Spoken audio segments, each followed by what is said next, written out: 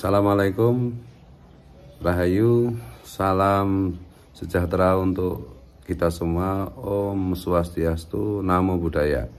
Bismillah, walhamdulillah, wassalatu wassalamu ala rasulillah wa ala alihi wassohbihi wa mawalah, wa la hawla wa la quwata illa billah, amma ba'du. Yang luput dari perhatian beberapa di antara kita adalah adanya potensi revolusi pasca pilpres, pasca pemilu itu. Mengapa saya sampaikan ini?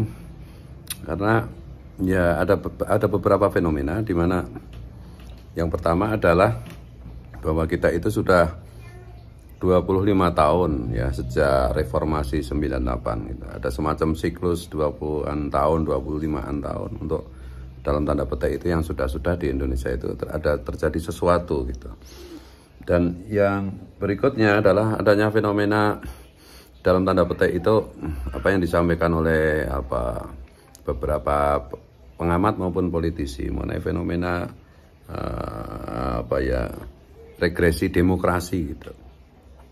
Dan sebagaimana kita lihat gitu dari mulai peristiwa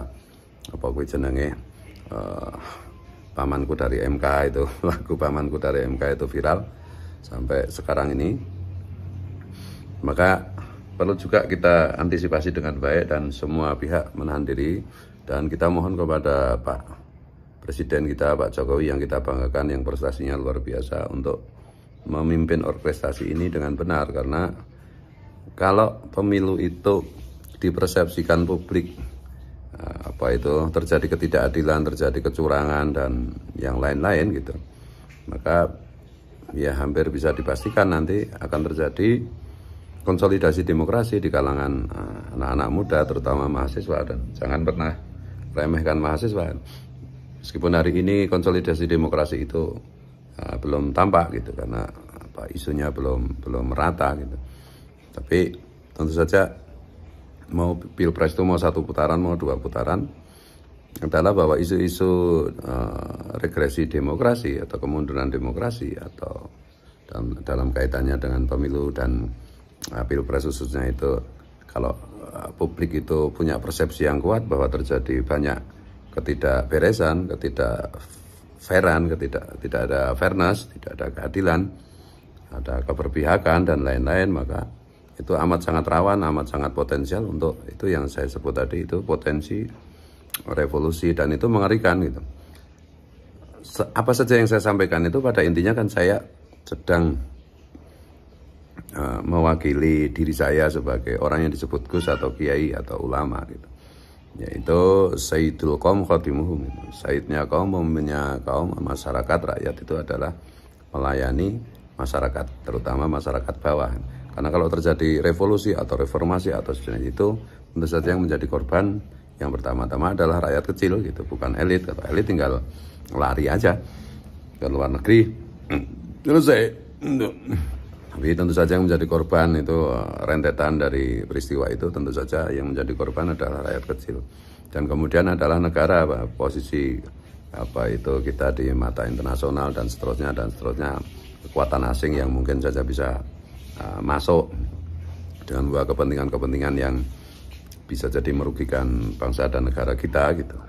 Jadi oleh karena itu ya, terlepas dari saya mendukung Pak Ganjar dan Pak Mahfud gitu, kita mohon agar semua pihak, terutama yang punya wewenang untuk mengendalikan jalannya pemilu, jalannya demokrasi ini, untuk lebih berhati-hati dan lebih menunjukkan netralitasnya gitu. Sebagaimana ya dulu peralihan dari Pak SBY ke Pak Jokowi kan juga berjalan dengan baik gitu. Sebelumnya juga peralihan dari Ibu Megawati ke Pak SBY juga berjalan sangat luar biasa baiknya. Dan kali ini pun jangan sampai karena ambisi dan kepentingan apapun yang kita tidak pahami bagi rakyat kecil itu membawa pada resiko-resiko yang membahayakan untuk demokrasi maupun untuk bangsa dan negara kita secara keseluruhan gitu.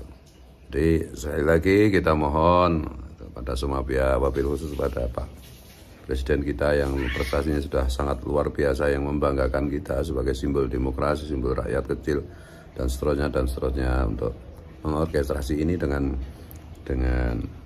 sempurna gitu, sebagaimana yang sudah dilakukan oleh Pak SBY ketika 2014 gitu, dan sebagaimana yang dilakukan oleh Ibu Megawati ketika tahun 2004 gitu aja ya. Jadi dan semua pihak harus waspadalah tentang potensi-potensi yang menjadi ekses dari apa yang disebut dengan apa kuwi jenenge, ya itu tadi, regresi demokrasi gitu. Itu aja ya. Wallahul muwaffiq ila aqwamit thoriq. Assalamualaikum warahmatullahi wabarakatuh.